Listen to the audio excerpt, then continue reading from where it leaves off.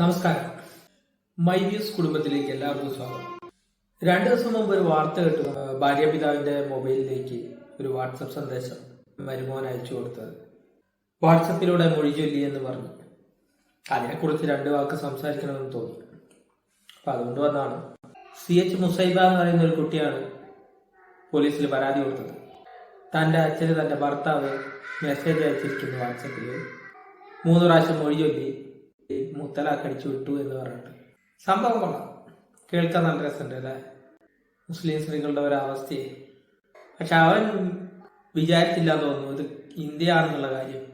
നമ്മുടെ മോദി സർക്കാർ വന്ന് 2019 ഈ മുത്തലാഖ് നിയമമൊക്കെ എടുത്ത് കളഞ്ഞ കാര്യമൊന്നും ആശാൻ ഓർത്തില്ല എന്ന് തോന്നുന്നു. ആശാൻ അവിടുന്ന് വാട്സപ്പിലിരുന്ന് മൊഴി ചൊല്ലി എല്ലാം കഴിഞ്ഞു. ഇത് മൊഴി ചൊല്ലിയാനുള്ള പ്രശ്നം എന്താണെന്നുള്ളതും അതിന്റെ നിയമവശം എന്താണെന്നും ഒന്നും ചിന്തിക്കാതെയാണ് ആശാൻ അത് ചെയ്തതെന്ന് തോന്നുന്നു. എന്തായാലും കൊള്ളാം. ഈ വാട്സപ്പ് മൊഴി ചൊല്ലലിനെ കുറിച്ച് നിങ്ങളുടെ അഭിപ്രായം എന്താ? 2 ദിവസം മുമ്പ് ഞാൻ ഈ വാർത്ത കേട്ടത്. ഇതിനു മുമ്പ് ഞാൻ കേട്ടതായിട്ട് എന്റെ ഓർമ്മയിലില്ല. എന്താ ഇപ്പൊ വാട്സപ്പിൽ വരെ മൊഴി ചൊല്ലാന്ന് ഇപ്പൊ എപ്പോഴാണ് അറിയുന്നത് നമുക്ക്. ഇപ്പൊ നമ്മളിടയ്ക്ക് ചിന്തിക്കാറുണ്ട്, ഇവരിലേക്ക് അത് മാറിയാലേ എന്താ സുഖം. പിന്നെ ഈ മുത്തലാഖ് എന്ന് ഉദ്ദേശിക്കുന്നത് എന്താ?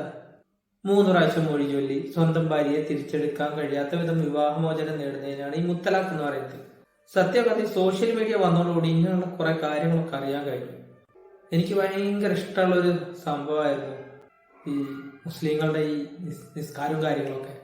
ഞാൻ ചിന്തിക്കാറുണ്ട്, നമ്മുടെ മതത്തിലുള്ളവരൊക്കെ എന്ത്, നമുക്ക് വേണമെങ്കിൽ പ്രാർത്ഥിക്കുക, വേണമെങ്കിൽ അമ്പലത്തിൽ പോവാ, പോയാലെന്ത് പോയില്ലെങ്കിൽ എന്ത്, ആരും ചോദിക്കാനും പറയാനുമില്ല. ചോദിച്ചു കഴിഞ്ഞാൽ നീ പോടെ നിന്റെ പണി നോക്കിയെന്ന് പറയാം. ഇവര് വെയിലുമില്ല, മഴയുമില്ല, മഞ്ഞുമില്ല, ഏത് സമയത്തായാലും നിസ്കാര സമയമായി കഴിഞ്ഞാൽ ബാങ്കുകളി കേട്ട് കഴിഞ്ഞാൽ ഒക്കെ കൂടി വന്ന് അവിടെ ഇരുന്ന വെയിലത്തിരുന്ന് ഇങ്ങനെ പ്രാർത്ഥിക്കുന്നതൊക്കെ കാണുമ്പോൾ വിചാരിക്കാറുണ്ട്, ഭഗവാനെ എന്ത് ദൈവഭക്തിയായിരുന്നു. പക്ഷെ സോഷ്യൽ മീഡിയ വന്നതോടുകൂടി അതിനൊക്കെ ഒരു തീരുമാനമായി. ഈ ഭക്തിയെക്കുറിച്ചും അതുമാതിരി മറ്റുള്ള മതങ്ങളിലുള്ള കാഴ്ചപ്പാടിനെ കുറിച്ചൊക്കെ കുറെ മനസ്സിലാക്കാൻ കഴിയും. പക്ഷെ എനിക്ക് കുറെ സുഹൃത്തുക്കളുണ്ട് കേട്ടോ, മുസ്ലിങ്ങൾ. വളരെ നല്ല സുഹൃത്തുക്കളാണ്. സുഹൃത്തുക്കൾ എന്ന് മാത്രമല്ല, മറ്റുള്ളവരായിട്ടെല്ലാം അടുക്കാനും സംസാരിക്കാനും ഇടപഴകാനും ഒക്കെ വളരെ നല്ല രീതിയിൽ ചെയ്യുന്ന കുറെ സുഹൃത്തുക്കളുണ്ട്. അപ്പൊ അവരുടെയൊക്കെ അതുപോലെയുള്ള നല്ല വ്യക്തികളുടെ ഇടയിലേക്കുള്ള കുറെ ചീമൊട്ടകളാണ് ഇതുപോലെയുള്ള ആളുകൾ.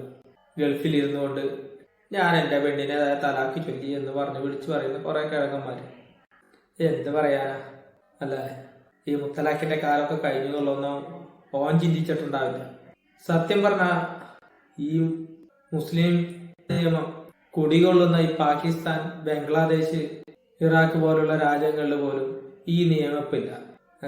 എന്നിട്ടാണ് നമ്മളുടെ ഇന്ത്യയിൽ 3 വർഷം തടവും അത്യാവശ്യം പിഴയും കാര്യങ്ങളൊക്കെ കൊടുക്കാൻ പറ്റുന്ന ഒരു നിയമമായിട്ട് ഇത് മാറിയിരുന്നു 2019. The Muslim woman protection of rights on marriage act 2019 പ്രകാരം മുത്തലാഖ് ചൊല്ലിയാൽ 3 വർഷം വരെ തടവും അതിനനുസരിച്ച് പിഴയും കൊടുക്കേണ്ട വകുപ്പൊക്കെ ഇതിലുണ്ട് ഇപ്പൊ. അത് മാത്രല്ല, ഈ പെൺകുട്ടി പറയുന്നത് എന്താണെന്ന് വെച്ചാൽ, ഈ പെൺകുട്ടിയെ പല പ്രാവശ്യം പീഡിപ്പിക്കുകയും ഭക്ഷണം കൊടുക്കാതിരിക്കുകയും ഉപദ്രവിക്കുകയും ഒക്കെ ചെയ്തിട്ടുണ്ടെന്നാ പറയുന്നത്. അത് പോരാഞ്ഞിട്ട് കല്യാണം കഴിഞ്ഞ സമയത്ത് ഓൻ തേനെ പാലെ പൊന്നെ കരളെ എന്നുടെ മുത്തേ പുന്നാരെ എന്നുടെ കരളൊന്ന് നോക്കിയാലോ ഉള്ളിൽ നിറയെ നീയാണ് എന്നുടെ ഉള്ളിൽ നീയാണ് ഇങ്ങനെ പറഞ്ഞ് നടന്നവനാന്ന് തോന്നുന്നു. അത് കഴിഞ്ഞാൽ സ്വത്ത് കിട്ടി, പൈസയും കിട്ടിയോടുകൂടി ഓന്റെ സ്വഭാവം മാറി. ഈ ചെന്തെങ്കിലും പോയി കാണിക്കണീന്നായി. കൊള്ളാം എന്തായാലും. പിന്നെ ഈ നിയമത്തിന്റെ മറ്റൊരു പ്രശ്നം എന്ന് വെച്ച് കഴിഞ്ഞാൽ ഓരോടി വന്ന് ജാമ്യം എടുക്കാൻ കഴിയില്ല.